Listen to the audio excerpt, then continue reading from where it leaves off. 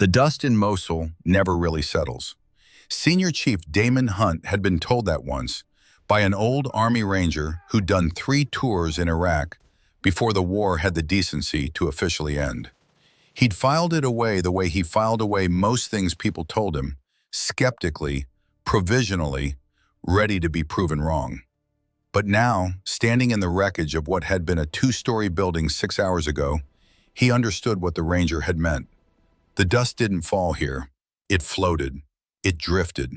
It moved through the air the way grief moves through a family, always present, never entirely settling, coating everything it touched. He moved through the debris field with his team fanned out around him. 5 SEALs, all of them quiet in the specific way that experienced operators are quiet after an operation. Not the silence of fear, but the silence of men whose nervous systems have learned to power down to minimum operating capacity the moment the shooting stops, conserving everything for the next time. "Clear left," Reyes said. "Clear right," said Tate, who managed to sound mildly bored under any circumstances whatsoever. Hunt moved straight ahead. His weapon light cut through the haze. The airstrike had done precisely what it was designed to do. The ISIS communications cell that had been operating from this building for the better part of 8 months, coordinating IED placement, running encrypted communications to cells in 3 other provinces, was gone. The building was gone. Everything that had been inside the building was, in theory, gone. That was when he saw the hand. He stopped. Not because the hand was surprising exactly. Buildings that get hit by airstrikes sometimes had things in them, and sometimes those things were people. It happened. What made him stop was something he couldn't immediately name. A quality of the hand itself. The way the fingers were curled slightly, not clenched in the rigid curl of a body in the last stages, but soft, open. The way a hand looks when it's reaching for something just out of range. "Hold," he said into his radio. The team froze. Nobody questioned it. When Hunt said hold, you held. He moved forward slowly, crouching, using his gloved hand to brush debris away from the arm the hand was attached to. More of the arm appeared, then a shoulder. Military uniform, multicam, shredded along the left side but unmistakably American. A name tape, medical insignia on the collar. "Got a body," he said. "Ours." Reyes and Tate materialized beside him without being called. They worked in silence, the kind of silence that belongs specifically to the recovery of fallen service members. Focused, respectful, careful with the weight of the moment. The torso came free first, then the legs, then the face. A woman. Blonde hair matted dark with dried blood and caked dust. Mid-20s, skin the color of old chalk, lips slightly parted. Hunt counted the entry wounds the way he counted everything in the field, automatically, clinically, without letting the number mean anything yet. 7 visible wounds: chest, shoulder, abdomen, both legs. No visible exits, which meant the rounds were still inside her, sitting against bone and organ with every shallow breath she took. If she was taking breaths. Reyes exhaled slowly. "Chief," he said, "she's just a kid." Hunt had already moved his fingers to her neck, standard procedure, professional courtesy to the dead. You checked, you confirmed, you documented, you moved on. His fingertips found the carotid artery and felt something flutter against them. He didn't speak for 3 full seconds. He pressed harder, making absolutely certain he wasn't imagining it, making absolutely certain the flutter wasn't his own pulse, bouncing back at him through his fingertips, the way it sometimes did when the adrenaline was still running high. It wasn't his pulse. "She's alive," Reyes stared. "Chief, she's got 7... I can see what she's got." Hunt was already reaching for his medical kit with one hand while keeping 2 fingers pressed firmly against her carotid. "Get a litter, now, and get me a medevac frequency. This is urgent surgical. I don't care what else is happening on the net right now. This is the only call that matters." Reyes was on the radio before Hunt finished speaking. Tate crouched on the other side of her, checking the entry wounds with the practiced eye of a man who had treated gunshot wounds in the field more times than he could accurately count. 7 rounds, he said quietly, all retained. Chief, realistically, don't. I know what you're doing. Don't do it. Hunt looked up and met Tate's eyes. She's breathing. That means she keeps breathing. That's the only math we're doing right now. Tate nodded once and said nothing else. Hunt carefully brushed dust from her collar, looking for dog tags. He found them, crusted with blood, tilted them toward his weapon light until the stamped metal caught the beam. Cross, Elena R., HM2, Hospital Corpsman, 2nd Class, USN, blood type A, positive. He read it twice. Then he looked at her face again, at the hands that were too fine-boned for this, at the medical insignia on her collar, at the 7 entry wounds that by any reasonable physiological accounting should have ended her story before dawn. She's Navy, he said. Corpsman. The word landed differently than other words land in situations like that one. A corpsman, someone who ran toward the shooting instead of away from it, but with bandages instead of bullets. Someone whose entire professional identity was built around keeping people alive. And beside her, half buried in rubble, was something that didn't belong. An M40A3 sniper rifle. Hunt stared at it for a moment, then at the woman, then back at the rifle.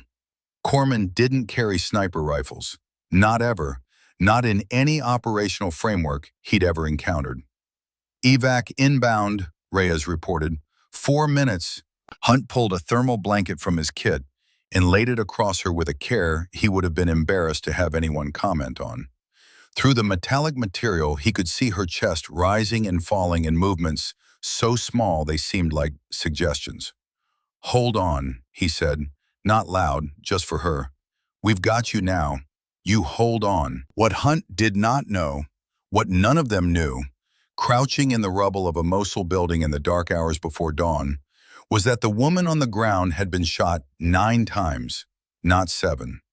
2 of the rounds had entered through her right side at such similar trajectories that the entry wounds had partially overlapped, presenting to a visual field assessment as a single wound. The surgical team at Camp Spiker would discover the full count 3 hours later when they opened her up and began the careful, methodical work of counting everything that had been done to her body and deciding what could be fixed.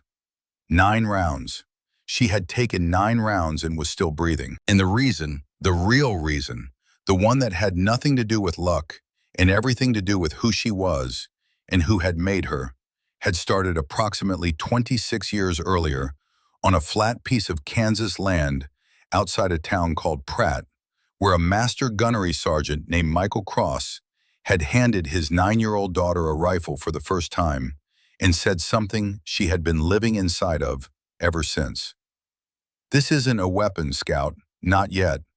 Right now it's a math problem. You ready to learn some math? She had been ready. Kansas, October 2018.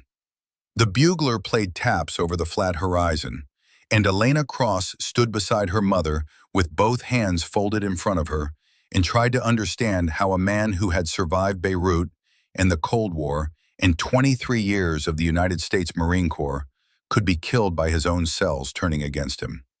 The flag was folded into a triangle. The honor guard moved with the precision of men who had done this too many times. 7 rifles fired 3 times each, and the sound cracked across the cemetery and faded into the Kansas wind. Master Gunnery Sergeant Michael Cross, age 58, cancer. They didn't put Beirut 1983 on the headstone, but they should have. They didn't put the RPG shot that saved 30 Marines, but everyone who mattered knew it anyway. They didn't put Cold War veteran 1982 to 2005, but his service record spoke for itself. 23 years spanning from the Reagan era through the War on Terror, from young rifleman to master gunnery sergeant, from Beirut to Kuwait to a dozen places in between that never made the news but mattered just as much. What they put was simpler: beloved husband, devoted father, semper fi. Elena was 18. She'd enlisted in the Navy 3 months earlier.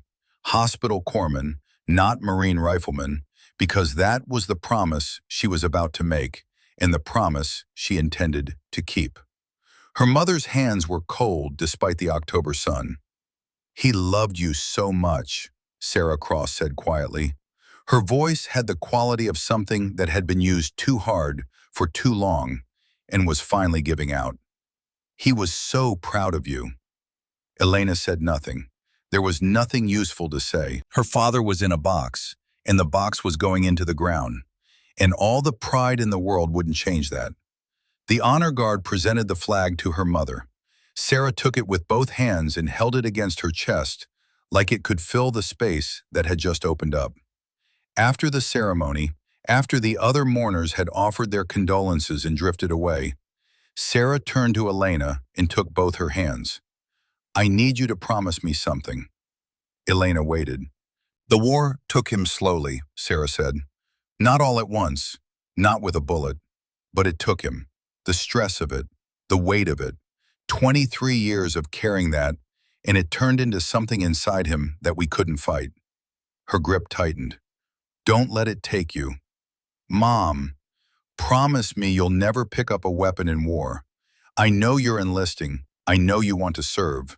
But promise me you'll be a healer, not a shooter. Promise me you'll save lives instead of taking them." Elena looked at her mother's face, at the grief carved into every line, at the desperation in her eyes, at the raw need for some kind of control over a situation that had spun completely out of control the moment the oncologist had said the word metastatic. "I promise," Elena said, "I'll never pick up a weapon in war. Only heal, never harm." Sarah pulled her into a hug that felt like drowning and salvation at the same time. What Elena didn't say, what she couldn't say, standing there in the Kansas wind with her father 6 feet under and her mother falling apart in her arms, was that she'd been thinking about something her father had told her 2 weeks earlier, on one of the last coherent days before the morphine dosing had to be increased to levels that made conversation difficult. They'd been sitting in the backyard. He'd been in the wheelchair by then, too weak to walk more than a few steps, but the pain management was still calibrated well enough that he could sit up straight and look like himself for a few hours at a time. "Scout," he'd said. He'd called her Scout since she was 9, since the first day he'd handed her a rifle. "I need to tell you something about the hard shots." She'd waited. "The hard shots aren't the long ones. They're not the crosswind ones, or the ones taken under pressure, or the ones where the light's failing." He'd looked at her with eyes that were still sharp, despite everything the cancer was doing to the rest of him. "The hardest shots are the ones where you already know you have to take them, and you're taking them anyway." She hadn't understood then. She'd nodded because her father was dying, and she wanted him to think she understood, but she hadn't. She would understand later. 9 years old, Kansas, 2009. "This isn't a weapon, Scout." Her father's voice, calm and measured, the voice of a man who had taught this lesson before and would teach it again until it stuck. They were standing on flat Kansas land, nothing but sky and grass in every direction. The kind of landscape that made you understand why people talked about big sky country, even when they were talking about Kansas instead of Montana. He'd handed her the rifle, a .22, scaled for a 9-year-old's frame, and she'd taken it with both hands the way he'd shown her. "Right now," he said, "it's a math problem. You ready to learn some math?" She'd nodded. "Windage," he'd said, pointing at the grass moving in the breeze. "See how the grass is bending? That tells you wind speed and direction. You have to account for that. The bullet doesn't fly straight in wind. It drifts. You have to aim where the target is going to be, not where it is." He'd shown her the sight picture. Front sight post, target, alignment. "Elevation," he'd continued. "Gravity pulls the bullet down the moment it leaves the barrel. The farther the target, the higher you aim to compensate. It's just physics, just math." He'd crouched beside her, his hand on her shoulder. "Breathing. You breathe in, your chest rises. The rifle moves. You breathe out, it settles. You fire at the bottom of the exhale, when everything's still. She tried it. Breathe in, breathe out. Press the trigger, not pull, he'd corrected. Press, smooth and steady, at the bottom. The .22 had cracked, and 50 yards downrange, the steel target had rung. Her father had smiled. Not the big smile, the quiet one. The one that meant she'd done something right. Good, he'd said. Now do it again, and again, and again, until your body remembers it better than your brain does. She'd done it again, and again, and again. By the time she was 15, she was shooting competition level. By 22, she'd put rounds on steel at 1,100 yards in a crosswind, and 3 Marine Scout snipers had witnessed it and asked who the hell she was. One of those 3 had been Gunnery Sergeant James Carver, though she hadn't known his name at the time, and he hadn't known hers. He'd asked the range officer, "Who's that?" The range officer had said, "Michael Cross's daughter. She's Navy, works as a corpsman." Carver had thought about that for a long time. 6 years later, Mosul, 2024. Elena Cross was 25 years old, sitting in the back of a C-17 Globemaster at 31,000 feet, thinking about a promise. The promise had been made at a gravesite in Kansas on a cold October afternoon 7 years ago, with her mother holding both her hands and a flag folded into a triangle sitting in the front row of white chairs, and a bugler playing taps over the flat horizon. It had been a simple promise, as promises go, uncomplicated in its language, enormous in everything it cost. She had promised her mother that she would never pick up a weapon in war. She had kept it for 6 years. 3 deployments. Fallujah, 2019. She'd stabilized a femoral bleed under direct fire, tourniquet applied in 47 seconds flat, while rounds cracked overhead. The Marine had lived. She'd seen other Marines bleed out in twice that time. Speed mattered. Precision mattered. She'd had both, and she'd never touched a rifle. Kandahar, 2021 to 2022. 2 tours. She performed an emergency cricothyrotomy on a Marine who was choking on his own blood. 14-gauge needle between the cricoid and thyroid cartilage. Air rushing in with a sound like salvation. 47 gunshot wounds treated across those 2 tours. Not one of them had required her to pick up a weapon. She had done every single one of those things without picking up a rifle. And then she had boarded this aircraft, bound for Mosul, and something in her chest had started a conversation she didn't want to be having. "You the new doc?" She looked up. The man across from her had the face of someone who had made a career out of taking things seriously and was not entirely sure what to do with people who hadn't. Captain David Garrett, Echo Company, 3rd Battalion. She'd been introduced to him 40 minutes ago. "Yes, sir. You look younger than I expected." "I'm 25, sir." Garrett studied her the way senior officers study junior ones when they were trying to decide how much the junior one actually knew versus how much they just appeared to know. "You've been in combat before?" "3 deployments, sir. Fallujah, Kandahar twice." Something shifted in his expression. Not disbelief exactly, but recalibration. He looked at her medical bag, 64 pounds of equipment that she wore like a second skeleton, and then back at her face. "What's your background before the Navy?" "My father was Marine Corps, sir. Scout sniper, 23 years. Garrett's expression didn't change, but his eyes did something. Focused, sharpened. "What was his name?" "Michael Cross, sir." 3 seconds of silence. Then, "Master Gunnery Sergeant Michael Cross." "Yes, sir." "Beirut, the RPG team." "Yes, sir." Garrett sat back. He looked at her for a long moment with an expression she had learned to recognize over 6 years. The look of someone recalculating something they thought they had already calculated correctly. "Your service record lists standard marksmanship qualifications," he said finally. "It does, sir." "Those are the qualifications you have? The standard ones? Elena met his eyes. Those are the qualifications listed in my record, sir. Garrett opened his mouth, closed it, opened it again. I'm going to ask you a direct question, and I want a direct answer. Yes, sir. Can you shoot? I'm a corpsman, sir. That's not what I asked. The aircraft hit a pocket of turbulence and dropped 6 feet before recovering. Around them, Marines grabbed gear and seatbelts and said things under their breath that were more colorful than the situation strictly required. Elena said nothing. Garrett watched her for another moment. Then he nodded slowly, the way a man nods when he's decided to let a question rest for now instead of forever. Your job tonight, he said, is medical support and nothing else. You stay in the rear element. You keep your head down. Anyone goes down, you patch them. That is your complete mission. Understood? Understood, sir. You are not a rifleman. I know what I am, sir. Garrett held her gaze for one more second. Then he nodded and turned away. 3 seats down, Gunnery Sergeant James Carver, 64 years old, scout sniper for 20 years, quiet in the specific way that men who have seen enough are quiet, watched the exchange with eyes that missed nothing. He knew exactly what Elena was hiding.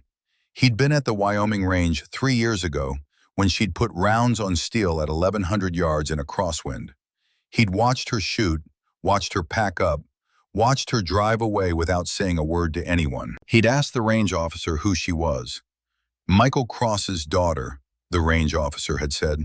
Navy, works as a corpsman. Carver had thought about that for a long time. Thought about it for 3 years, in fact. A woman with that kind of capability, choosing to work as a corpsman instead of a shooter. Choosing to heal instead of harm. He'd admired it in a way.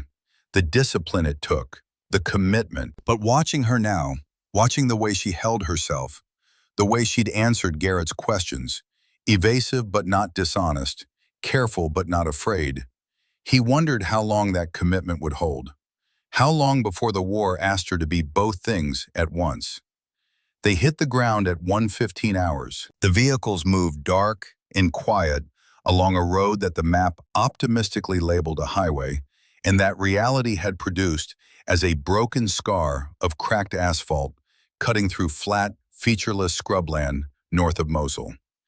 Elena sat in the third vehicle, between Lance Corporal Eddie Brennan, 19, Georgia, trying to grow a mustache with limited success, and Corporal Trent Ashford, who had the focused quiet of someone who had learned that pre-mission conversation was an energy expense he couldn't afford.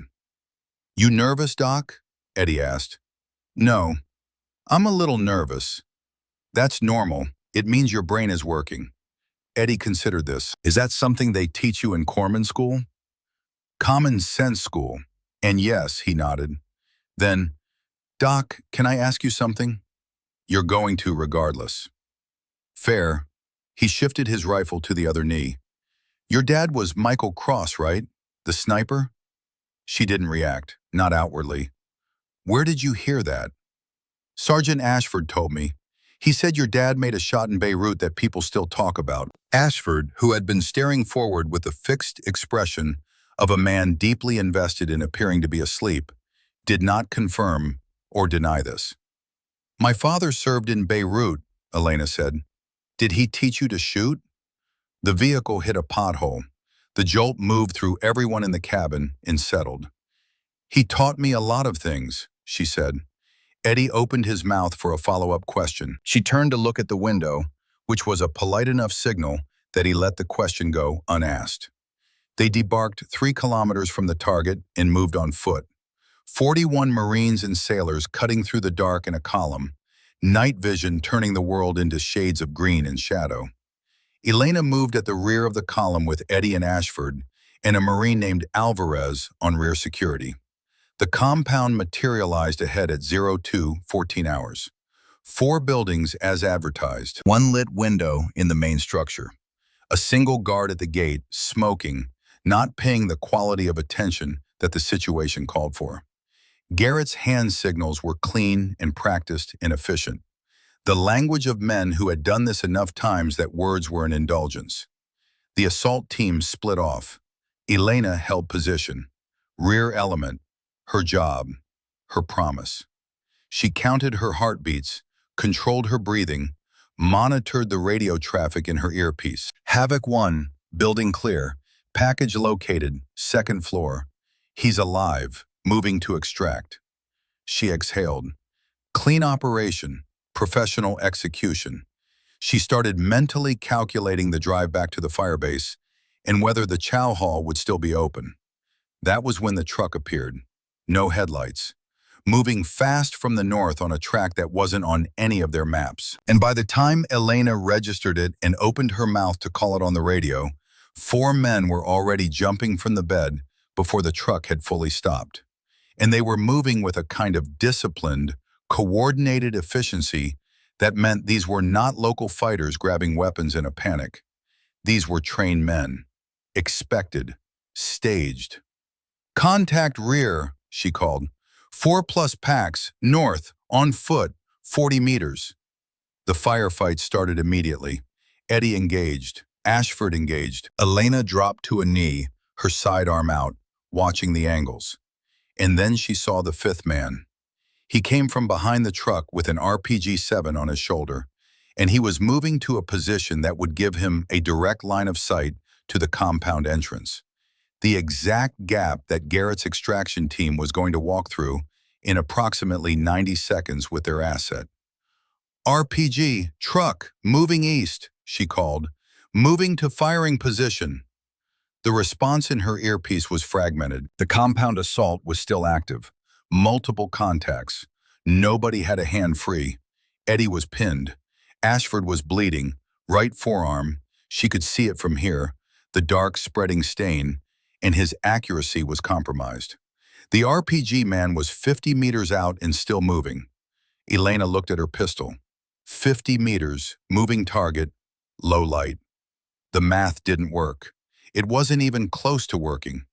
She looked at the ground beside Ashford, a rifle lying in the dirt. A Marine had moved forward with Garrett's element and left his secondary weapon in the chaos of the breach. M16A4, the same platform her father had put in her hands when she was 9. She stared at it. 7 years of a promise. 7 years of keeping it through Fallujah and Kandahar and every other place the war had taken her. 7 years of being exactly what she had sworn to be. In her earpiece, extraction team moving to exit, 30 seconds. The RPG man was 35 meters from his position. 50 meters, moving target, 12-knot crosswind from the northeast. Pistol effective range, 25 meters, won't reach. M16 with iron sights. Unfamiliar weapon, low ambient light. Her father's voice, clear as day. Scout, what's the math say? The math says pick up the rifle or watch 6 men die. She reached for it. Her hands didn't shake. They had always known this shape, this weight, this geometry. The muscle memory that had been built on a Kansas range across 15 years of practice did not ask her brain for permission. It simply activated, the way a reflex activates, and settled the weapon into her shoulder with the ease of something returning home. She found him through the iron sights. Front sight post. RPG man center mass. Lead him 6 inches for movement and wind. Adjusted for distance. Exhaled. Fired twice. The RPG man went down. The unspent rocket skidded across the dirt. 47 seconds later, Garrett's extraction team came through the compound entrance with Kareem Nasir between them. Alive, terrified, and unaware of how close the math had come to not working in his favor. Elena set the rifle down. She crossed to Ashford. "Hold still," she said. Her hands were already pulling his sleeve back to assess the wound. "You're keeping the arm. I need 90 seconds. Ashford, who was doing the breathing of a man trying very hard not to acknowledge pain, said, "Doc, did you just—" "Tourniquet goes here." She positioned it mid-forearm. "Tell me if the pressure is wrong. You shot that man from 50 meters, in the dark, with someone else's rifle." The tourniquet, Ashford. Is the pressure too tight? He looked at her for a long moment. No, he said. It's right. Good. She worked steadily, quickly, movements practiced until the procedure thought for itself. Stop talking and let me finish. Garrett appeared out of the darkness 3 minutes later and stared at her with an expression she had seen before. The expression of someone who has witnessed something that doesn't fit cleanly into their model of how the world works.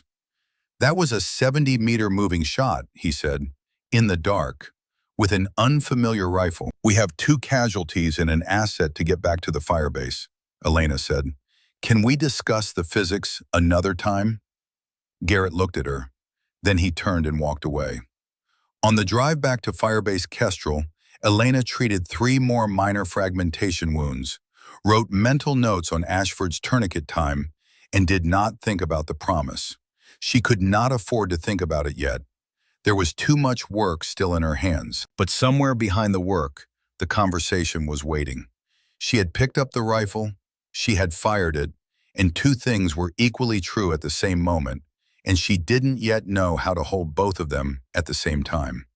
She had broken the promise her mother had asked her to keep over her father's grave, and she had saved 6 American lives by doing it. Both things true, simultaneously.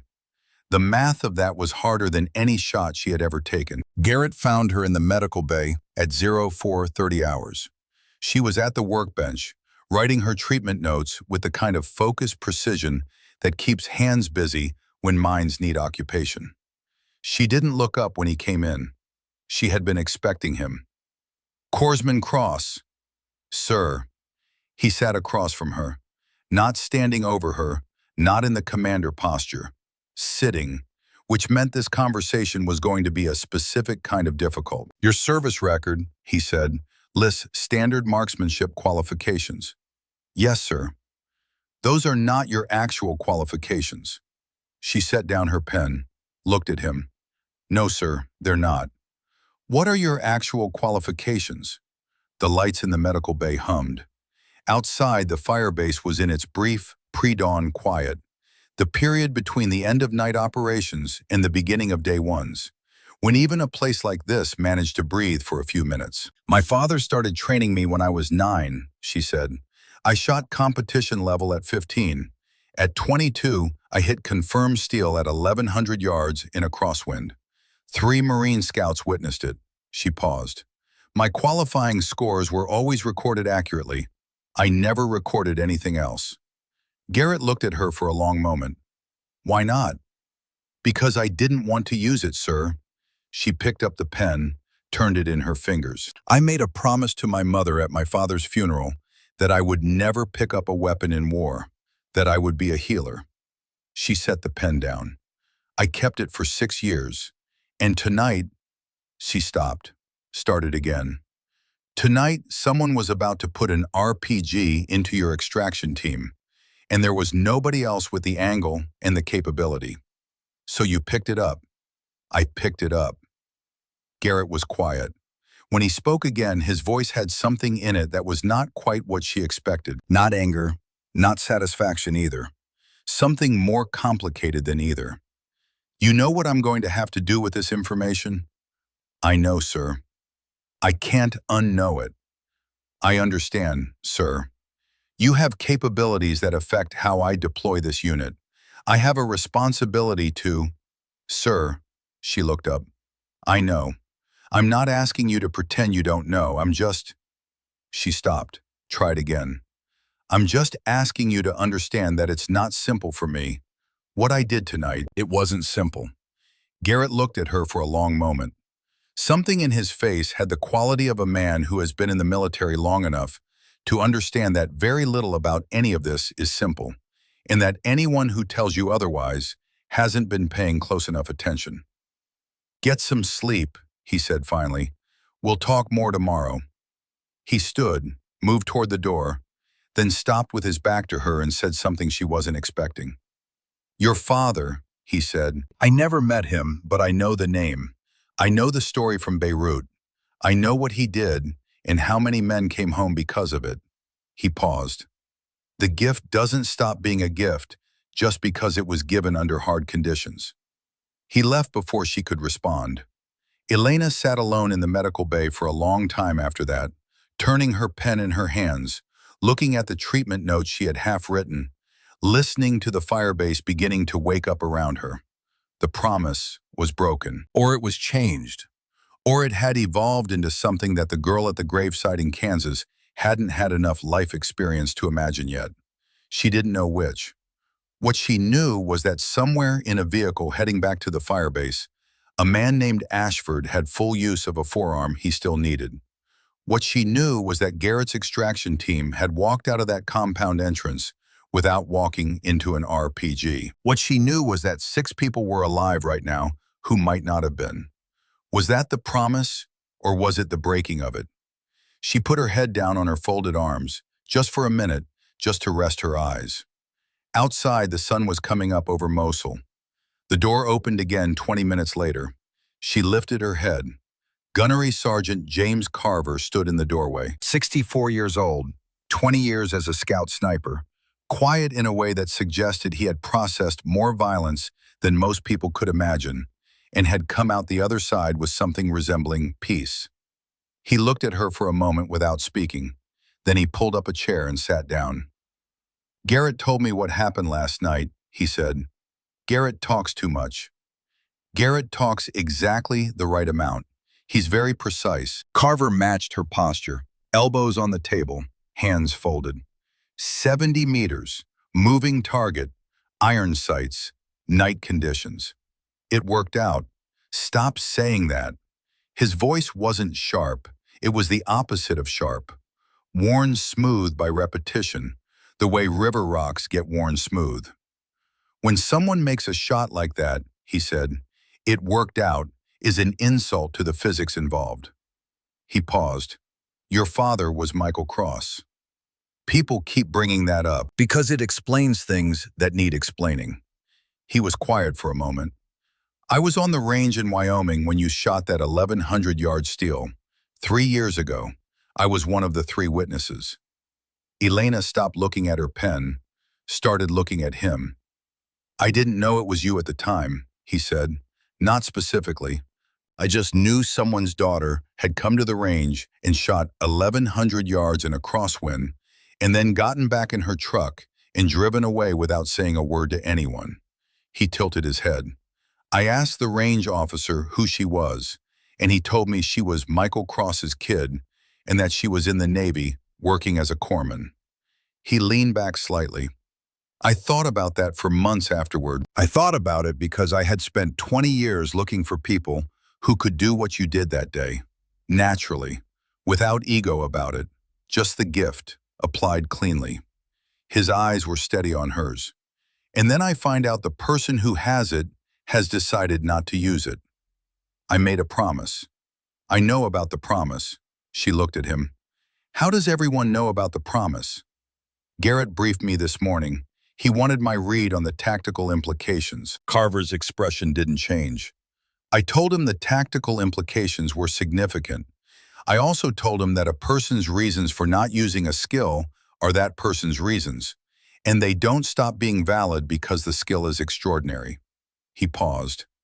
"But Cross, I want you to hear me say this, because I don't say things I don't mean.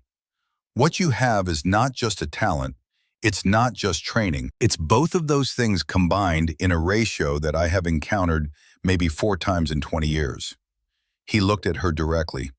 "Your father had it. You have it. And I don't know what to do with the fact that it's sitting in a medical kit instead of a sniper system." The corridor outside was empty. The generator hummed a steady note somewhere through the walls. "I'm a corpsman," Elena said. "That's who I am. That's what I do. You're also the best natural long-range shooter I've ever seen. Those 2 things don't have to conflict." Carver was quiet for a moment. "No," he said slowly. "I suppose they don't." He looked at her as if he were seeing something take shape that he'd only previously theorized about. "The question is whether you're going to keep pretending only one of them is real." He stood up, walked to the door, stopped. "There's going to be another mission," he said, "probably tonight, maybe tomorrow. And the war is going to ask you the same question it asked you last night, except it's going to ask it harder. He met her eyes. You should think about your answer. He left. Elena sat alone and felt the words settle into her the way cold settles into a building. Through every gap, finding every place the insulation wasn't quite enough, spreading until the temperature of everything inside changed whether you wanted it to or not. She slept 3 hours, maybe less. When she woke up, the first thing she did was check her medical kit. Not because it needed checking, but because her hands needed something to do while her brain caught up to the fact that the world was still moving forward, whether she was ready for it or not. Tourniquets, hemostatic gauze, needle decompression kits, IV supplies, morphine, carefully counted and logged, everything in order. Everything except the quiet voice in the back of her mind that her father had always called the scout instinct. The part of a shooter that reads a situation before the conscious mind has finished assembling the evidence. That voice was telling her tonight was going to be different. She told it to be quiet. 4 hours later, Garrett walked into the briefing room and told the assembled unit that they had a new operation. The room went quiet the way rooms go quiet when the people in them are experienced enough to understand that quiet in a briefing room means the mission is serious. Garrett stood at the front with a map and the flat expression of a man delivering information he has already processed emotionally and is now presenting purely as data. ISIS Communications Hub, Northern Mosul, he said, combined operation. Our assault element plus a 6-man SEAL package for intel exploitation. We hit it tonight. We take it down. We document everything they've got inside, and we extract clean. He tapped the map. Intel on this one is solid. 3 sources independently confirmed. The hub coordinates IED placement across 60 kilometers. Shutting it down saves lives. Not theoretical, not projected. Actual, countable lives over the next several months. He looked around the room. Questions on the objective? No questions on the objective. Medical support, he said, and his eyes found Elena across the room. Single corpsman, full kit, standard rear element positioning. He held her gaze for 1 beat longer than was strictly necessary for a commander addressing a unit member. Any questions on that assignment? No, sir, Elena said. He nodded and moved on. But Carver, sitting 3 seats to her left, was watching her. She felt his attention the way you feel a weight shift in a room. She did not look back. The mission launched at 1:15 hours. Almost exactly 24 hours after the previous one. Different vehicles, different route, different objective, same darkness, same weight of equipment, same quiet that professional operators carry into an operation like a second set of gear. Elena moved in rear position, 40 meters behind the main element. Medical kit against her hip, sidearm on her thigh. This was her position. This was her role. The compound materialized at 01:42 hours. The breach went clean. She counted it in the radio traffic. Main building secure in 4 minutes. ISIS communications equipment located and documented. 2 fighters down, 2 captured. Building declared clear. She let herself breathe. And then the floor of the secondary building came apart. The secondary device had been planted in the subfloor. Not detectable on the sweep they'd done. Not visible to any of the sensors they'd brought. Placed there by someone who had understood that a sophisticated communications hub might eventually attract precisely this kind of attention. 40 pounds of homemade explosive, pressure plate triggered, designed to activate when weight moved across the loading zone of the adjacent structure. The blast wave hit Elena first as sound, enormous, physical, the kind of sound that registers in your chest before your ears process it, and then as force, lifting her off her feet and putting her down hard on her right side, the medical kit slamming into the small of her back. For 3 seconds, she couldn't hear anything. Then the radio came back. Fragments, voices running over each other. Structure 2 down, men under, can't reach. She was already moving. Building 2 had lost its eastern wall and most of the roof. Garrett's voice was cutting through the fragmented radio traffic, telling units to stay clear of the unstable structure. And then another voice, tighter, more strained. Sergeant Major William Brennan, who had been inside securing one of the captured fighters when the blast hit. "I've got 2 Marines down, both critical. I cannot move them without medical." "Structure is not stable," Garrett said. "Hold position." Brennan's voice had an edge she'd never heard from him before. "They will die." A pause, short, the kind of pause that contains a decision being made under the worst possible conditions. "Doc," Garrett's voice, directed at her specifically. "Your call." She was already at the gap in the wall. "Going in," she said, in her earpiece, Carver's voice. "Elena, both hands. Your father would say both hands." Inside was darkness and the smell of burning plastic and copper and everything that buildings become when they fail catastrophically and quickly. Her light swept across the space. Brennan was in the far corner, crouched between 2 men. Lance Corporal Marcus Callahan, 22, Memphis, Tennessee, femoral artery. The blood beneath him was already pooling wide, and at the rate she was calculating, she had 90 seconds before the volume loss crossed into the range where no intervention would matter. Private First Class Tyler Hutchins, 19, Nashville, lips blue, neck veins standing out like ropes, trachea shifted right, tension pneumothorax, heart being compressed by trapped air, 4 minutes, maybe less. 2 men dying at 2 different speeds from 2 different causes simultaneously. She went to Callahan first.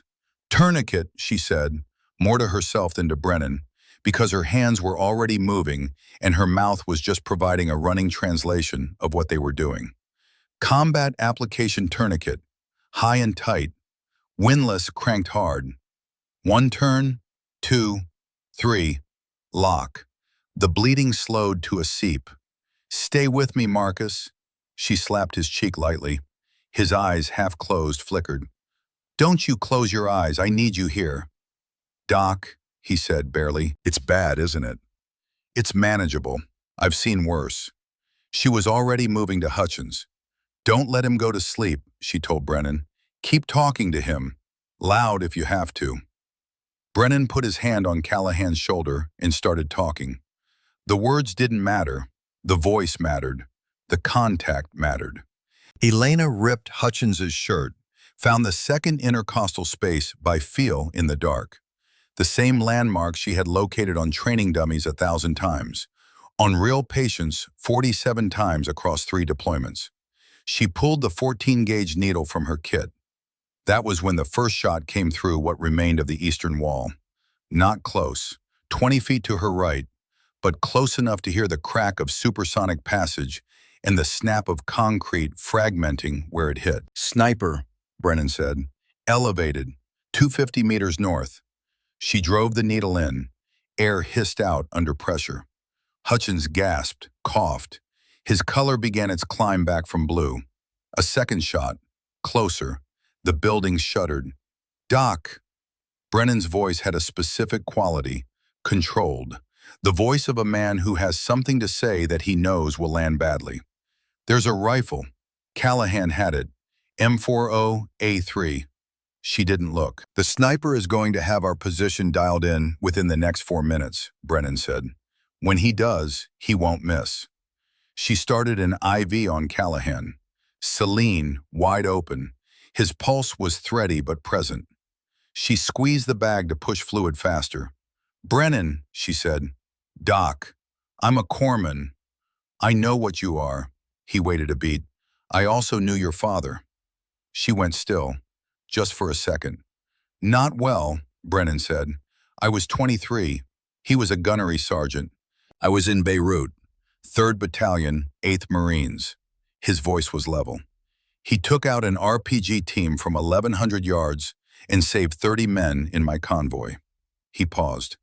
"I have thought about that shot for 20 years. I have thought about the men who came home because of it, their wives, their kids." His voice was very quiet now. You are those kids, Doc. You're the reason that shot mattered. Outside, another shot cracked through the air and hit somewhere inside the building, and the sound of it was still echoing when Elena Cross reached out and wrapped her hand around the stock of the M40A3 and pulled it toward her. Her shoulder took its weight. Her cheek found the stock. Her eye found the scope. The crosshair settled like it had never been anywhere else. And Sergeant Major Brennan, watching her, said nothing at all, because there was nothing to say. The woman behind the rifle was not the woman who had walked into this building.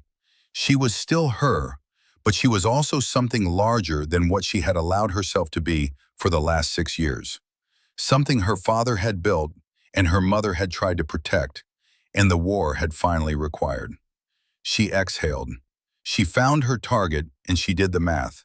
The first shot missed, not by much. 4 inches left of target, which at 250 meters in a building with compromised structural integrity and dust still falling from the ceiling, was a margin that most trained shooters would not have been ashamed of. But Elena was not most trained shooters, and she knew exactly what she had done wrong before the bullet finished its flight. She had tensed on the trigger instead of squeezing through it. 6 years of not shooting had not taken the technique away, but it had taken the confidence. And confidence was the invisible component that nobody put in the manual because you couldn't measure it or train it in a classroom. You either had it in the moment or you didn't. And right now, with 2 dying Marines behind her, and a building coming apart around her, and a promise she had made at her father's grave dissolving shot by shot, she was running on something closer to desperation than confidence. She worked the bolt. "He's adjusting," Brennan said quietly. He saw the flash.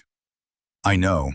She adjusted the scope, breathed in, breathed out, felt the crosshair waver, and then, with the specific physical effort of someone overriding their own nervous system by force of will, felt it steady. "Don't talk for 3 seconds." Brennan went silent. She fired. Through the scope, she watched the bullet travel. At 250 meters, the flight time was less than half a second. But when you were behind the glass, it felt longer. It always felt longer. Her father had called it the honest moment, the space between the trigger breaking and the impact, when you had done everything you could do and the physics had taken over, and all that remained was to find out whether you had done it correctly. She had done it correctly. The sniper dropped off the elevated position and did not reappear. Brennan let out a breath that sounded like it had been stored under pressure. "Clean," he said. "1 down." She was already reassessing Callahan. Pulse 110. The tourniquet was holding. The saline was running. He was stable enough for now. "What else have you got?" she asked. "Machine gun, east wall, PKM pattern, 2-man crew. They've got Garrett's element completely suppressed. Nobody in that corner of the compound is moving. Range? 340, elevated, behind a vehicle." She shifted, found it in the scope. The gap she needed to thread was approximately 18 inches wide, the space between the vehicle's left fender and a concrete block that the crew had used to stabilize their position. At 340 meters, 18 inches was a surgical window, the kind of shot that a firing range instructor would set up as an advanced exercise for students who had already mastered everything else. She ran the geometry without speaking. Wind had shifted slightly, coming more from the north now, maybe 6 miles per hour. At this range, that was a 4-inch drift to the right. The elevated position meant a slight upward trajectory compensation. The gap meant she could not afford to be wrong by more than 2 inches in any direction. "Doc," Callahan's voice from behind her, weak, distant, the voice of a man whose body was rationing its remaining energy with extreme care. "You're going to miss me if I die, right?" "You're not dying," she said without moving her cheek off the stock. "Just checking. Stop talking." "Yes, ma'am," she fired. The sound was enormous in the confined space. Callahan flinched. Hutchins made a sound. Brennan said nothing. Through the scope, she watched the gunner jerk and go sideways. "Hit," Brennan said. She worked the bolt. The ammunition feeder had lifted his head, looking at his partner, trying to understand what had just happened. That was his mistake, and she was sorry for it in the way you can be sorry for something while doing it anyway. She acquired him. Fired. The machine gun went silent. In her earpiece, Garrett's voice, usually the most controlled voice on any channel he was on, cracked slightly. What just happened? Who suppressed that position? Brennan keyed his radio. Cross, she's in building 2. A silence. Then Garrett said, that gap was 18 inches. I'm aware, Elena said. At 340 meters. I know the range, Garrett. Another silence, then quieter. Her father is Michael Cross, isn't he? Nobody answered that. Nobody needed to. The firefight outside was changing character now. With the machine gun down and the position sniper eliminated, the ISIS element had lost its 2 force multipliers, and the sound of the engagement was shifting from the sustained suppression of an organized attack toward the fragmented, retreating fire of fighters who were reassessing whether this was still worth pressing. Garrett was moving elements forward. She could hear it in the radio traffic. The geometry of the compound was changing in their favor. She set the rifle down and turned back to her patients. Callahan's tourniquet was holding. His pulse had not improved, but it had not worsened, which was the best she could hope for. He was looking at her from his position against the wall, with eyes that had the distant, conserving quality of someone in stage 3 hemorrhagic shock. Doc, he said, I'm here. That was you shooting. It was. I didn't know corpsmen could do that. Most can't. She checked his IV line. The saline bag was 3/4 empty. She had one more bag. She needed to use it carefully. Marcus, I need you to stay with me. Can you do that? Yeah, he swallowed. I've got a girl back home. Tell me about her. Her name's Kira. We met at a rodeo in Memphis. She was the only person there who knew how to two-step correctly. The ghost of something crossed his face. Not quite a smile. The memory of what a smile felt like. I was going to ask her to marry me when I got back. You're still going to ask her? Promise? She looked at him. I don't make promises I can't keep, she said. But I'm going to do everything in my power to make sure you get the chance to ask. Callahan closed his eyes, opened them again with visible effort. Okay, he said. Okay. Behind her, Brennan was back on the radio.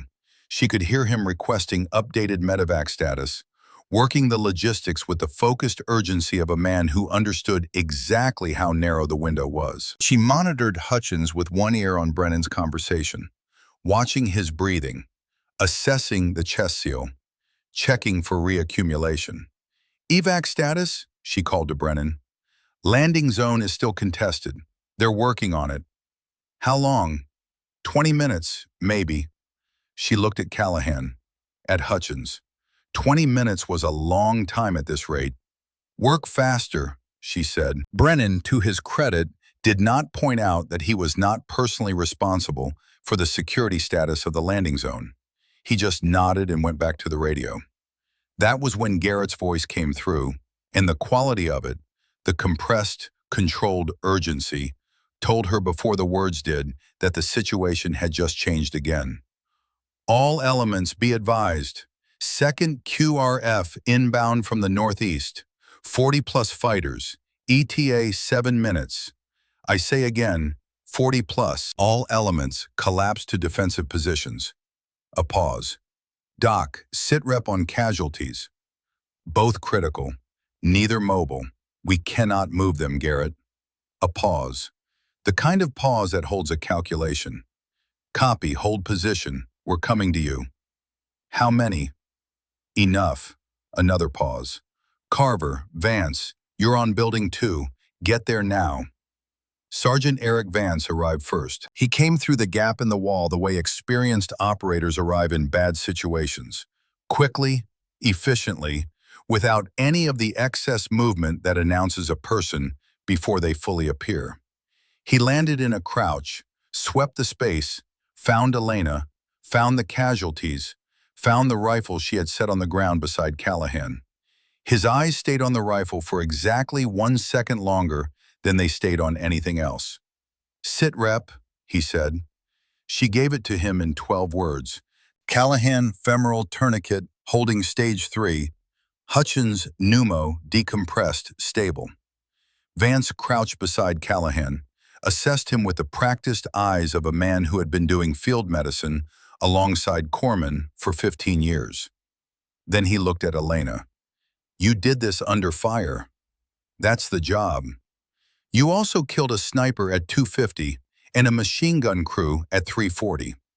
He wasn't accusing her. He was calibrating, the way Carver calibrated, the way all of them calibrated, trying to update their model of who she was against new information that didn't fit the existing model. Through an 18-inch gap. The gap was the only angle, Elena said, from inside a collapsing building. "Vance," she said, "there's a 40-man QRF 7 minutes out. Can we discuss this later?" He almost smiled. Not quite. "Yeah," he said.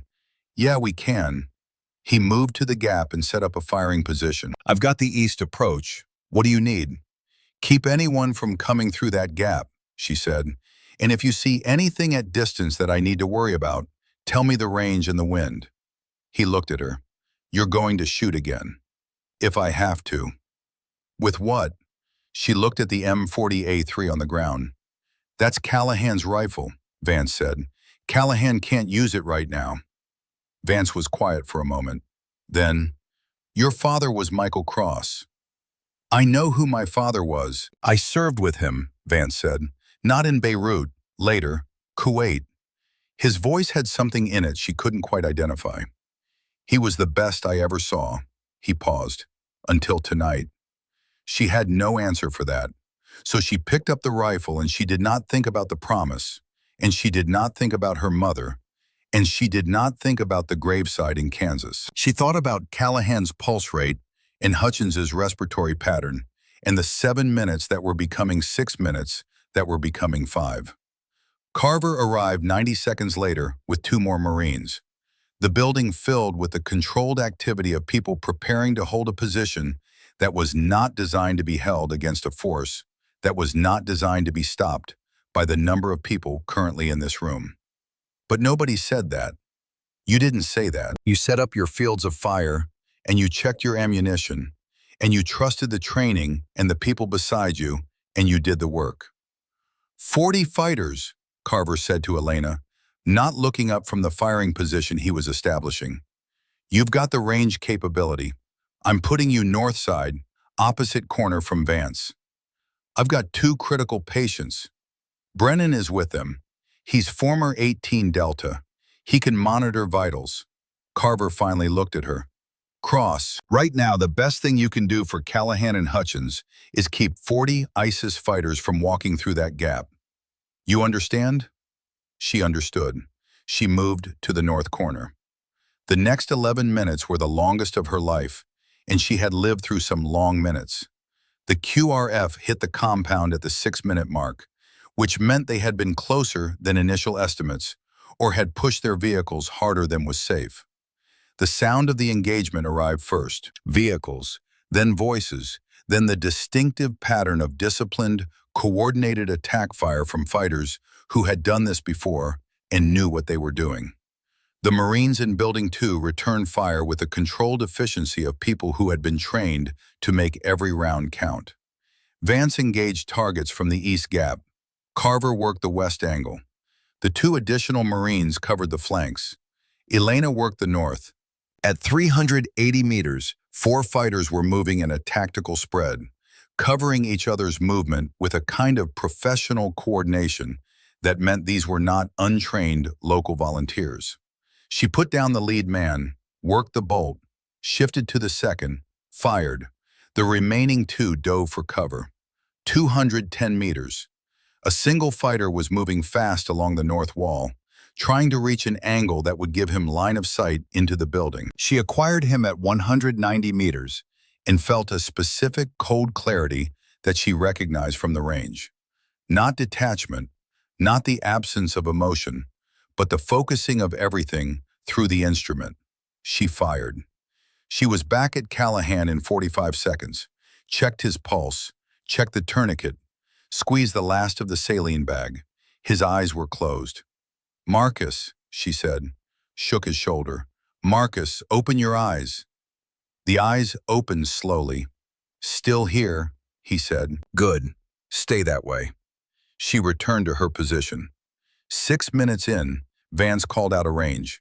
"Elevated northeast, 480 meters, single shooter, setting up a hide, wind 8 miles per hour northwest." She found him in the scope.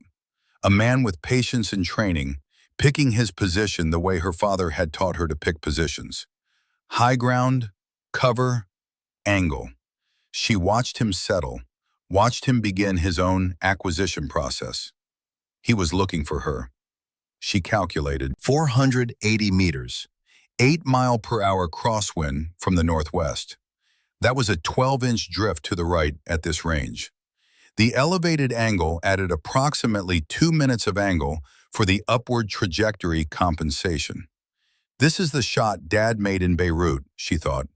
Different distance, same math. She exhaled, felt the crosshair settle, pressed the trigger. The shot traveled almost a full second. In that second, she was aware of Hutchins breathing behind her, of Brennan's voice murmuring something she couldn't make out, of the sound of the engagement outside shifting, changing, the volume of incoming fire beginning to decrease as the QRF took casualties and the calculus of the attack started to change. The hide shooter did not come back up. 480 meters, Vance said. 8-mile wind. He paused. Jesus Cross. Don't. Don't what? Don't make it something it isn't. It's math. That's all it is. Your father used to say something like that. She looked at him across the room. I know, she said. He said it to me. The firefight lasted 4 more minutes at intensity, and then it broke. Not all at once. These things never end all at once. They fray, they thin, they retreat by degrees. But the incoming fire became sporadic, and then occasional, and then stopped. Garrett's voice came through, controlled and measured, calling status from each element. When he got to Building 2, Brennan answered. 2 critical, both holding. He paused. Doc has been... Another pause. Doc has been doing what Doc does. A beat of silence. Then Garrett's voice, with something underneath it she hadn't heard from him before. Copy. Litter team's Building 2. Evac is 2 minutes out. Let's bring them home. Elena set the rifle on the ground beside Callahan. She looked at it for a moment. At the stock her hands had been wrapped around for the last 11 minutes. At the scope that had shown her 4 men who were no longer alive. She had kept them alive. Both of them. Callahan's pulse was weak but present, and Hutchins was breathing on his own. And the litter teams were going to walk through that gap in approximately 90 seconds. And both men were going to be on a helicopter and in a surgical suite within the hour. She had done it with her medical skills. She had also done it with the rifle. She didn't know yet how to hold both of those things in the same hands, but they were both true, and she was done pretending otherwise. The litter teams arrived in exactly 94 seconds. She helped load Callahan first, smooth, controlled, the movements of people who had practiced this specific procedure until it lived in their bodies. Then Hutchins. Then Vance caught her eye and pointed at the gap. You're up, Doc. Let's go. She grabbed her medical kit and followed. The helicopter was 30 meters across open ground, its rotors screaming, the door gun still traversing. She ran with the litter team, her kit slung, her breath coming hard and even. The crew chief was already crouched in the door, reaching down, pulling Callahan's litter up and in. She climbed aboard. She was turning to help with Hutchins's litter when she heard Vance shout her name. She turned. She did not see where the fire came from. She never did afterward when she tried to reconstruct it. One moment she was turning, and the next moment the first impact hit her right chest like a hammer swung by someone with no concept of restraint. And the force of it spun her halfway around, and she thought for one completely disoriented second that she had run into something. Then she looked down. The second round hit her left side, and she felt ribs give way. Not shattering, but cracking. The sensation of structural failure that the body registers differently than other pain. Deeper, more fundamental. The third and fourth hit her right thigh in a 2-round burst, and her leg buckled. She grabbed the doorframe. She was not going down. She refused to go down. She had 2 Marines on this helicopter, and she was the only medical support on this aircraft, and she was not going down. The 5th bullet hit her lower left abdomen, and she felt it tear through muscle, and she felt the warmth spreading beneath her kit. And she understood with the clinical precision of a woman who had treated this injury 47 times exactly what that warmth meant. The 6th hit her right shoulder. The 7th hit her left calf, and her leg gave out completely, and she went down onto the deck of the helicopter, and the kit she had carried for 6 years slammed into the floor beside her, and she heard Vance screaming, and she heard the crew chief, and she heard the rotors, and she felt the helicopter beginning to lift. She was looking up at the inside of the aircraft, at the ceiling she had looked at from the other side 100 times, standing over patients, working with the calm efficiency that kept people alive. She was on the wrong side of the ceiling now. The 8th round came through the skin of the aircraft and hit her left arm, and she felt the bone crack, and she thought with the peculiar clarity that arrives sometimes at the worst moments. 8. That's 8. The 9th hit the medical kit she was still gripping with her right hand, punched through the hemostatic gauze and the IV bags, and lodged somewhere in the equipment, stopped before it reached her. 9. She counted them all. Brennan had once told her that her father hadn't hesitated in Beirut with the RPG team. 1,100 yards and no hesitation. She understood now what it had cost him. Not the shot. The shot was just math. What it cost was everything that came after, the carrying of it, the weight of what those decisions meant when the adrenaline was gone and the silence came back and you were just a person again, lying on the floor of a helicopter with 9 bullet wounds and the hands that had done the work. The crew chief was over her now, moving with the same precision she had used on Callahan and Hutchins, and she wanted to tell him something about tourniquet placement, something about the thigh wound, something about the femoral that she was almost certain had been nicked. But her mouth wasn't cooperating with her brain, and the words were arriving in the wrong order, and the darkness was coming in from the edges of her vision like water filling a space. Vance had her hand. She could feel it. His grip was firm and warm and completely certain. The grip of a man who had decided she was not letting go and was informing her hands of this decision. "Stay," he said. Just that. Stay. She heard her father's voice, not a memory of it, not the reconstructed version that grief builds to replace what's gone. The actual voice, the one she had known from 9 years old, the one that had taught her wind and distance and the math of impossible things. "Both hands, Scout," it said. "You needed both. I'm proud of you." She tried to say his name. The sky outside the helicopter door was going gray at the edges. Then it was going white. Then it was gone. The first thing that came back was sound. Not words, not voices, just the low, persistent hum of a generator running somewhere through a wall. The kind of sound that exists in military medical facilities, the way background radiation exists everywhere. Constant, invisible, something you only notice when you start paying attention to it. Then the smell arrived, antiseptic, and underneath it, something else. The specific, layered scent of a place where serious things were being done to human bodies around the clock. Then the pain. It arrived the way her father had once described a long-range bullet arriving on target. Not all at once, but in sequence. Each impact registering separately before combining into a single, overwhelming fact.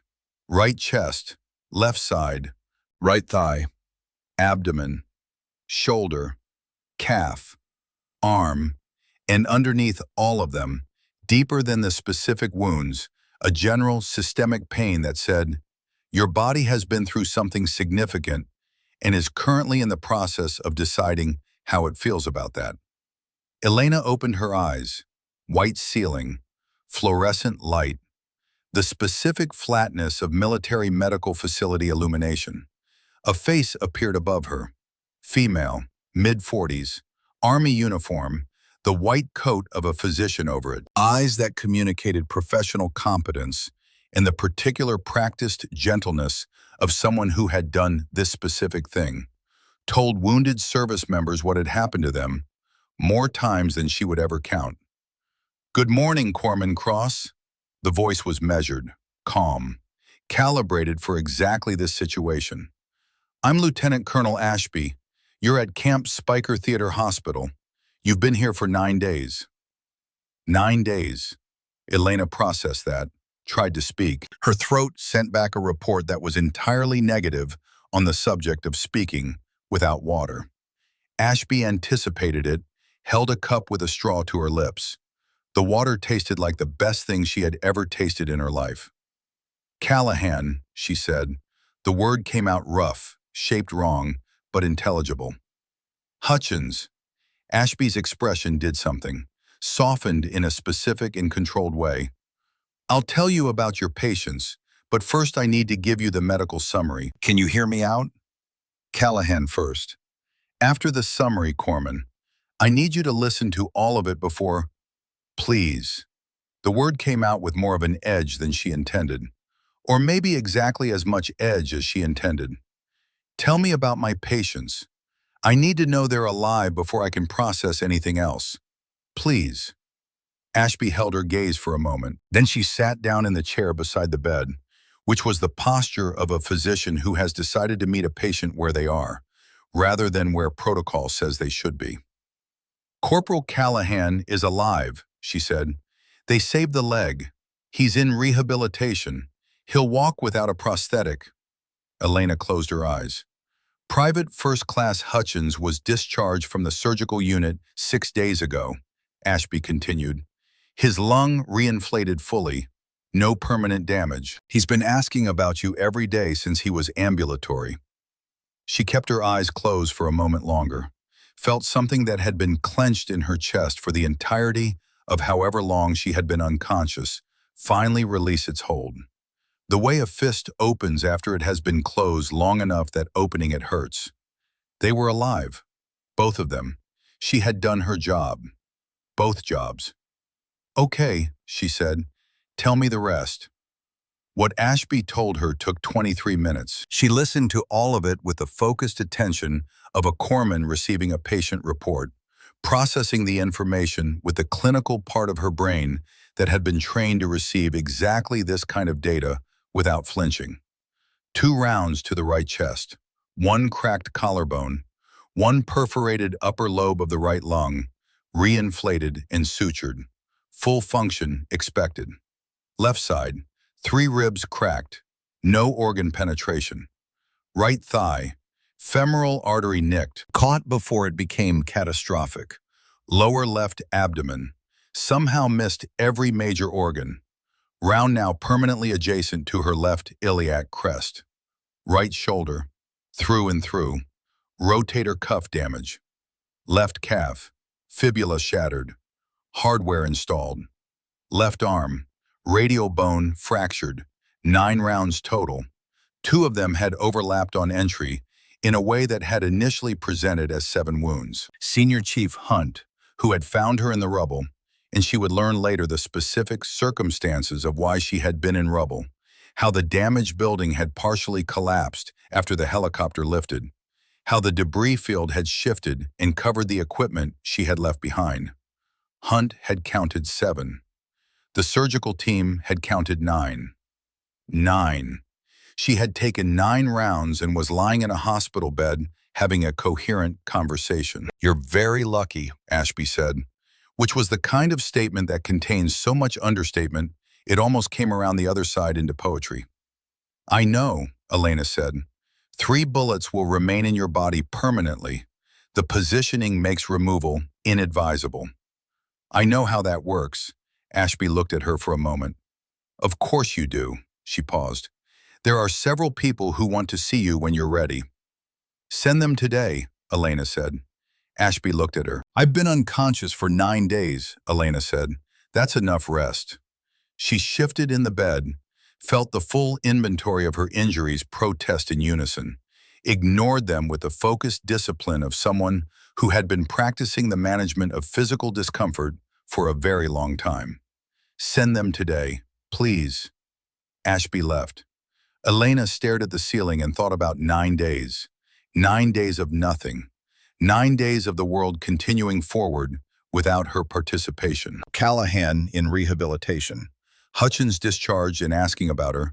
Brennan filing reports. The unit doing whatever the unit was doing. And her mother. The thought arrived with the specific weight of something she had been unconsciously avoiding and could no longer avoid now that consciousness had fully returned.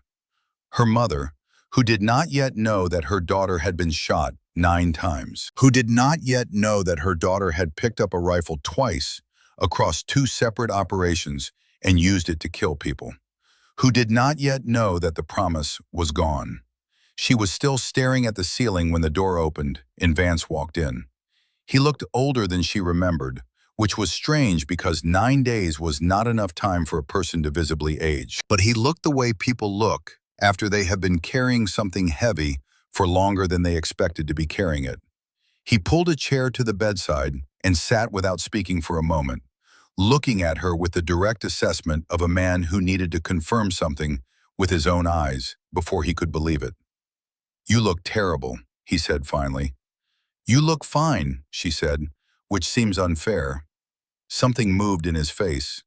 Not quite a smile, the architecture of one. 9 days, he said.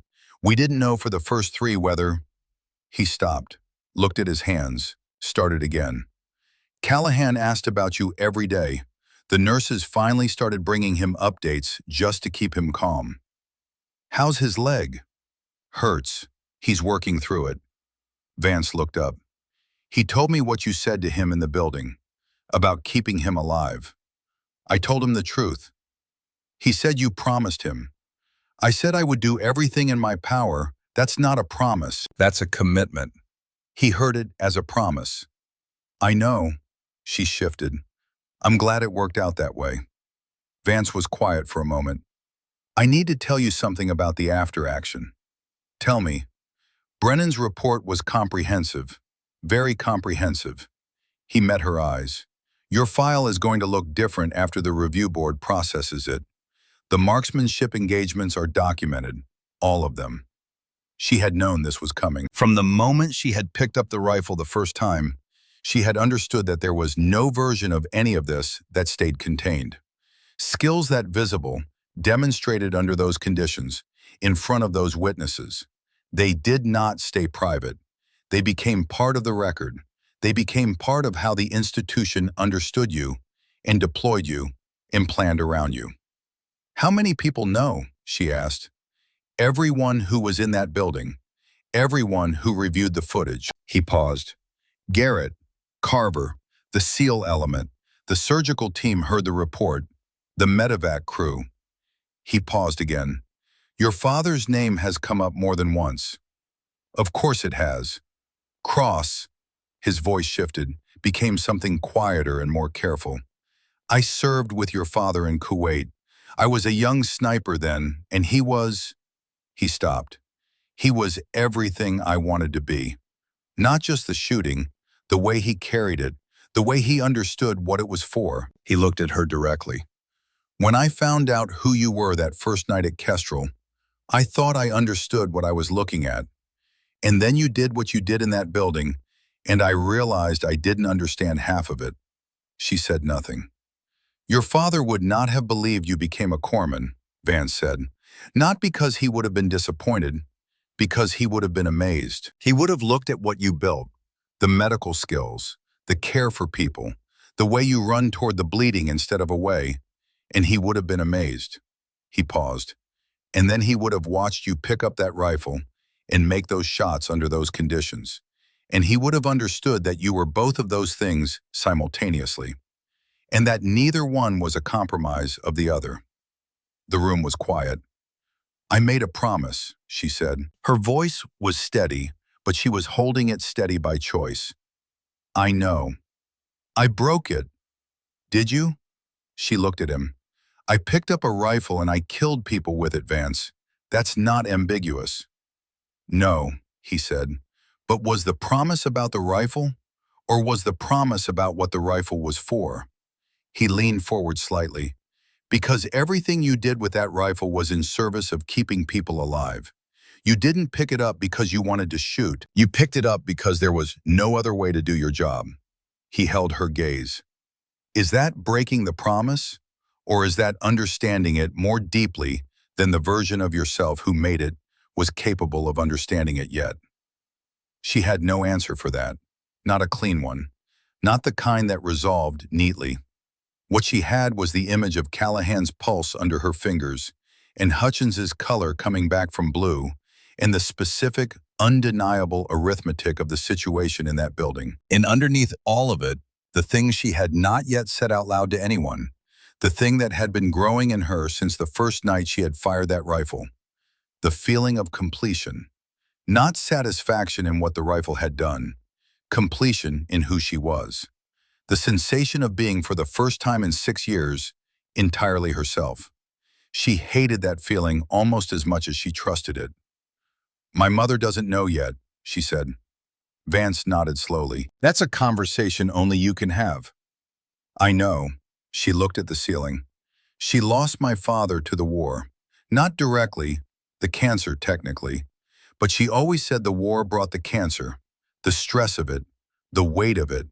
She lost him to it over 20 years, and she didn't want to lose me to the same thing. Her voice was steady, precise, the voice of a woman describing a patient's history, because that was the only register she had right now that wouldn't break. She made me promise because she loved him, and she loved me, and she didn't have any other way to protect me from what it cost him. She was trying to keep you whole, Vance said. She was trying to keep me alive. Same thing sometimes. She looked at him. You're very philosophical for someone who shoots people for a living. He almost laughed. It was the closest thing to a laugh she had seen from him, and it changed his face entirely, briefly, before it closed back down. 23 years, he said. You accumulate things. The door opened before she could respond. Captain Garrett walked in. He looked at Elena with the expression of a man who has been carrying a significant weight for 9 days and has just been told he can set it down. He sat in the second chair. Vance slid his aside to make room. Garrett looked at her for a long moment without speaking. Sir, she said, Corpsman Cross. He paused. How are you feeling? Like I was shot 9 times. That's accurate. He folded his hands. I have some things to tell you, and I want you to hear all of them before you respond. Can you do that? Vance just asked me the same thing. Vance is a wise man. Garrett met her eyes. I filed the after-action report 3 days ago. It covers everything. The first operation, the RPG engagement, the Mosul compound, all 6 rifle engagements, the medical care, the full timeline. He paused. I also included a formal commendation request. Vance and Carver co-signed it. Brennan submitted his own independent report that reaches the same conclusions by a completely different route. She said nothing. The commendation is processing through channels, he continued, but that's not why I'm here. I'm here because SOCOM has seen the reports, and they've been in contact with Naval Special Warfare Command, and there are people in rooms above my pay grade who are having conversations about what you represent. He held up a hand before she could speak. I'm not telling you this to put pressure on you. I'm telling you because you deserve to know what's happening with your own life before it happens to you. What are they saying? They're saying that what you demonstrated, medical capability and precision marksmanship at the highest level, simultaneously, under the worst possible conditions, is not something they have seen before. Not in the combination, not at that level. He paused. They're saying your father built something extraordinary, and the Navy trained it into something even more extraordinary, and nobody connected the two because you went out of your way to make sure nobody connected them. She looked at the wall. There's a colonel at Marsoc who wants to talk to you, Garrett said. When you're recovered, Colonel Diana Sterling. She's building something, a program, dual capability operators, combat medicine and tactical marksmanship integrated from the ground up rather than layered on top of each other. He paused. She wants you to help build it. The room was very quiet. I'm a corpsman, Elena said. You're a corpsman who can make a confirmed kill at 480 meters in 8-mile crosswind while managing 2 critical trauma patients simultaneously, Garrett said. Not harshly, just factually. The way he delivered all his information. That's a specific category of person that the military has never formally recognized or trained for because they didn't believe it was possible. He looked at her directly. You proved it's possible. 2 Marines are alive, she said. That's what matters. Yes, Garrett said. And the program Colonel Sterling wants to build would create more people who can do what you did. More people who can keep more Marines alive in more buildings, in more situations like the one you were in. He leaned back. That matters too. She said nothing for a long time. Garrett and Vance both let the silence be what it was. Not empty, but full of everything that was being processed. Finally, she said, I need to call my mother first. Garrett nodded. Take whatever time you need. And I need to see Callahan. He'll be here tomorrow morning. I already told him you were awake. What did he say? Garrett's expression did something unexpected, softened briefly in the specific way of a combat commander who is surprised by his own emotional response to something. He said, tell her I got Kira's number on speed dial, and the ring's been picked out since before we left. He paused. I don't know what that means. I do, Elena said. That night, in the quiet of the hospital room, she held her phone for 45 minutes before she dialed. Her mother picked up on the second ring. Elena, the voice was warm, immediate, carrying the specific frequency of a mother who has learned over decades to answer quickly because quick answers mean you are present, and present means everything. I've been trying to reach you for almost 2 weeks. The Navy said medical situation, but wouldn't tell me. Mom. She stopped her the way she had learned to stop people who were building towards something painful. Not unkindly, but clearly. I need to tell you something. Let me say all of it before you respond. The pause on the other end was the pause of a woman who knew that sentence, who had heard a version of it on a military chaplain's lips and a physician's lips, and had organized her entire emotional architecture since then around not hearing it again. Okay, her mother said. The word was very small. I was shot 9 times. I'm in a military hospital in Iraq. I am going to make a full recovery. The doctors have told me this clearly, and I believe them. And I need you to believe it too right now before I tell you the rest. Silence. I also broke my promise. The silence became a different texture. I picked up a rifle, Elena said, twice, in 2 separate operations, and I used it. She kept her voice steady with the same effort she used to keep her hands steady for a needle in a moving vehicle. I need to explain why, and I need you to let me finish before you respond. Because if you respond before I finish, I'm going to lose my nerve, and I have to say all of it. Her mother said very quietly, Then say all of it, baby. She said all of it. She started with the first night, the RPG man, the 6 lives in the 3 seconds and the rifle on the ground. She moved to the Mosul compound, to Callahan and Hutchins on the floor of the collapsing building, to the sniper and the machine gun crew, and the 40-man QRF, and the 11 minutes of keeping 2 men alive with both sets of hands simultaneously. She said it all without stopping, without softening, without the professional medical detachment she used when she needed to distance herself from what she was reporting. She said it as herself, all of herself. When she finished, the phone was quiet for a long time. You broke your word, her mother said. I did. You promised me. I know. How could you? The voice broke, recovered. How could you? Because 2 Marines were dying on the floor in front of me, Elena said. and I was the only person in that room who could do both things at once, because Dad put both of those skills in me, and I spent 6 years treating that like a problem to be managed instead of a gift to be used. Her voice held. And because I think he always knew this moment was coming. I think he taught me both things because he understood, the way he understood everything about this work, that there would be a moment when I needed both hands. The silence on the other end was long. Outside Elena's window, the base was running its night operations. Generators and vehicles, and the distant sound of aircraft. The unceasing rhythm of a place at war. "He told me something," her mother said finally. The voice was different now, still strained, still carrying the weight of 20 years of worry.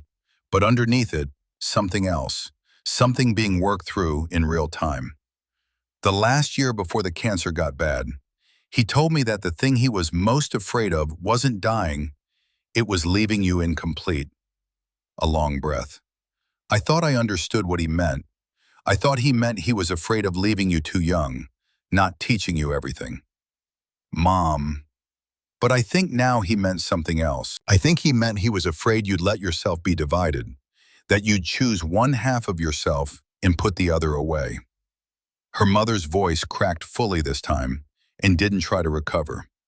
I made you promise to put the rifle away because I was afraid it would take you from me the way it took him.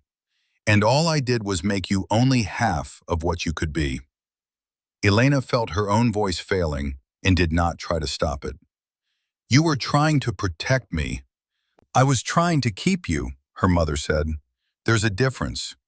A pause filled with the specific texture of a person arriving somewhere they didn't expect to arrive. Elena, you saved those boys. Yes. With both. Yes. Then her mother stopped. When she spoke again, the voice was careful, precise, moving through something difficult with the deliberate pace of someone making sure they say the right thing instead of the easy thing. Then I think your father would say that you didn't break the promise. I think he'd say you finally understood it. They talked for 2 hours. It was the longest phone call they had ever had. They talked about Callahan and Hutchins, about the compound, about Vance and Brennan and Garrett. They talked about Michael Cross and what he had been and what he had left behind, and what it meant to carry someone forward through the skills they put into you. They talked about the program Sterling wanted to build. When they finally said goodnight, Elena sat in the dark for a long time, feeling the weight of everything still in her body. The 3 permanent bullets, the hardware in her calf, the stitched lung, the cracked ribs slowly knitting themselves back together. And she felt, beneath all of it, something she had not felt in 6 years. Not peace, exactly.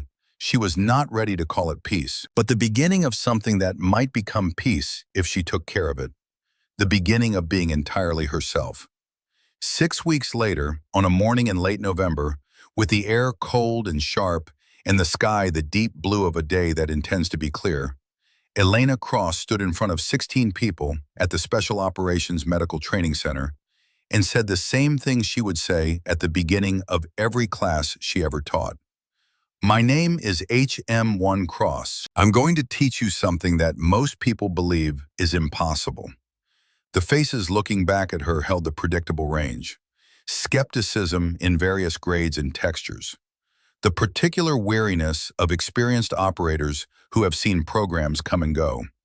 One face in the back row, Sergeant Owen McLeod, big and composed and wearing his doubt like a second uniform, with the specific expression of a man who had decided to reserve judgment but was not going to make it easy to earn. Who here can stop a femoral bleed in under 90 seconds? 5 hands. Who here can make a confirmed shot at 800 meters in crosswind? 4 hands. Who here can do both in the same mission while wounded and under fire? Silence. That's why we're here, she said, not to divide your focus, to expand it, to build something that doesn't exist yet in any of you and make it the most natural thing you've ever done. McLeod's hand went up. Instructor, with respect, I've seen cross-training programs. They produce people who are average at 2 things instead of excellent at 1. She looked at him directly. She had been expecting this question. She had been expecting it from the moment she saw his face. "You're right," she said. The room shifted. Nobody expected that. "Bad cross-training programs do exactly that," she said. "They layer a second skill on top of a first skill and call it integration. That's not what this is." She picked up the rifle from the table on her left, picked up the medical kit from the table on her right, held them both. Integration means the skills are not separate. They inform each other. The patience you develop as a long-range shooter makes you steadier in a trauma bay. The calm you develop in a trauma bay makes you a better shooter under pressure. They are not two things. They are one thing expressed two ways. She set both items down. "I'm going to tell you something I don't put in any official document," she said. 4 months ago, I was in a building in Mosul with 2 dying Marines and a 40-man QRF closing in. I kept those men alive with my medical skills, and I protected them and the team with a rifle I had spent 6 years pretending I didn't know how to use." She looked around the room. "I broke a promise doing it, a promise I made at my father's grave, a promise I made because I loved him, and losing him had cost everything." Her voice stayed level. She had practiced this, not because it was performance, but because she needed it to be clear. "And I'm standing here telling you that picking up that rifle was the most complete thing I have ever done in my life. Not because of what it cost, because of what it meant. Because for the first time in 6 years, I was entirely myself." The room was very still. McLeod lowered his hand. His expression had changed. Not convinced yet. She didn't need him convinced yet, but open, which was all she had ever asked of anyone. "You will all have a version of that moment," she said. "A moment when the two things you're building here are the only things standing between someone living and someone dying. I can't tell you when it will come. I can't tell you what it will look like. But I can make sure that when it arrives, you are ready for both." She paused. "That's what your father or your mother or whoever put you on the path that brought you to this room would want for you. Not to be half of what you could be. All of it." She looked at each face in turn. "So let's get to work." The class ran 6 months. Of the 16 who started, 12 graduated. Each of them left carrying something they had not arrived with. Not just the technical proficiency, though that was real and documented and tested and proven, but the understanding underneath it. The understanding that Elena had arrived at in a building in Mosul at the cost of 9 bullets and 6 years of a promise and everything it had taken to make her who she was. In week 3, McLeod coined the phrase that would end up on the challenge coin by week 8, and in a SOCOM briefing document by month 4. "Heal when you can. Fight when you must. Know the difference." Elena never told anyone it was exactly what her father had spent her entire childhood trying to teach her. In different words, on a flat Kansas range, one shot at a time. She didn't need to tell anyone. She just lived it, with both hands, at full strength, completely herself, and let it speak for itself. Senior Chief Hunt found her one afternoon, months after she'd returned to full duty, outside the training center where a new class was running medical drills with rifles slung across their backs. "Can I ask you something?" he said. "You're going to regardless." He almost smiled. "How did you survive 9 bullets?" Elena watched the students for a moment. 12 had graduated from her first class. They were out there now, in buildings, in compounds, in situations she would never hear about, using both hands the way she'd taught them. "I didn't survive them," she said finally. "I used both hands to live through them." Hunt nodded slowly. Then he asked the question he'd been carrying for months. "The 2 Marines, Callahan and Hutchins, you think about them?" Elena looked out at the training center, where 16 new students were learning what it meant to carry both. "Every day," she said. "Callahan married Kira last month. Sent me a photo. He's standing without a cane." She paused. "Hutchins is teaching EMT courses in Nashville. He called me last week. said he tells his students about the corpsman in Mosul who wouldn't let him die. Hunt was quiet for a moment. Your father would be proud. Elena smiled. The real smile. The one that came from understanding something fully. I know, she said, because I finally understand what he was trying to teach me. She picked up the rifle from the table beside her, then the medical kit. It was never about choosing, she said. It was always about being complete. She walked back toward the training center, carrying both, and Hunt watched her go. A woman who had survived 9 bullets not by luck, but by finally understanding who she was meant to be. Both hands, full strength, entirely herself, the way her father had always known she would be.